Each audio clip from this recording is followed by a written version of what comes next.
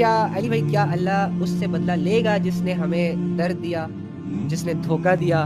ہم رو رہے ہیں اور دھوکے باز کیوں خوش ہے؟ اللہ تعالیٰ نے مجھے کیوں درد دیا؟ ادریس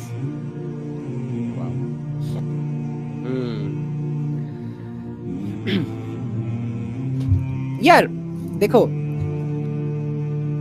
کچھ راستے ایسے، اب یہ بہت بڑا ٹاپک ہے نا، میں آپ کو کیسے بتاؤں اس دو چیزوں میں. اگر آپ شارٹ کٹ جاننا چاہ رہے ہو تو ہاں بھائی، جس کے ساتھ کوئی برائی کی ہے، دھوکہ دیا ہے، جھوٹ بولا ہے، غیبت کی ہے، بدگمانی جنریٹ کی ہے اس کے خلاف، تو اللہ رب العزت اس سے بدلہ لے گا.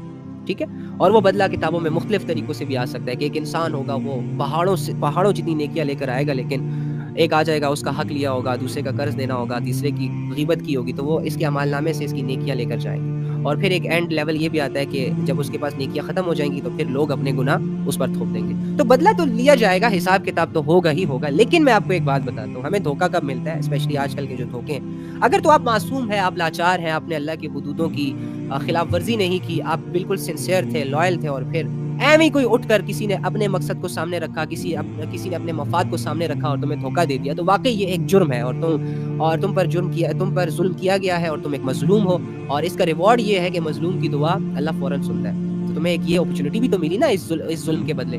اور دوسری چیز یہ کہ دیکھو، اگر تو تمہاری بھی کوئی غلطی ہے، اگر تم یعنی کہ جیسے کہ آج کل ہم دھوکہ دے رہے ہیں، جیسے کہ کسی سے عشق اور مشوقی میں انوالو ہو جاتے ہیں یا کسی محبت میں انوالو ہو جاتے ہیں، پھر جب وہ چھوڑ دیتے ہیں یا چلے جاتے ہیں، ان کے افیئرس کا پتہ چلتا ہے، تو ہم کہتے ہیں اس نے ہم سے دھوکہ کیا. اگر یہ والا سسٹم ہے نا، تو بھائی اس میں ہم دونوں پارٹیاں جو ہے نا وہ برابر کی ملوث ہوتی ہیں. تو یہ دھوکے ووکے نہیں ہوتے، اس کا چھوڑنا اور اس کا جدا ہونا ہی اللہ کی رحمت ہوتی ہے کہ شکر ہے کسی کی وجہ سے تو اس عذاب سے جان چھوٹی، ورنہ یہ گناہ تو اسٹل چلتا رہتا ہے. تو ایسے والے جو دھوکے ہوتے ہیں نا، وہ کوئی دھوکے ووکے نہیں ہوتے.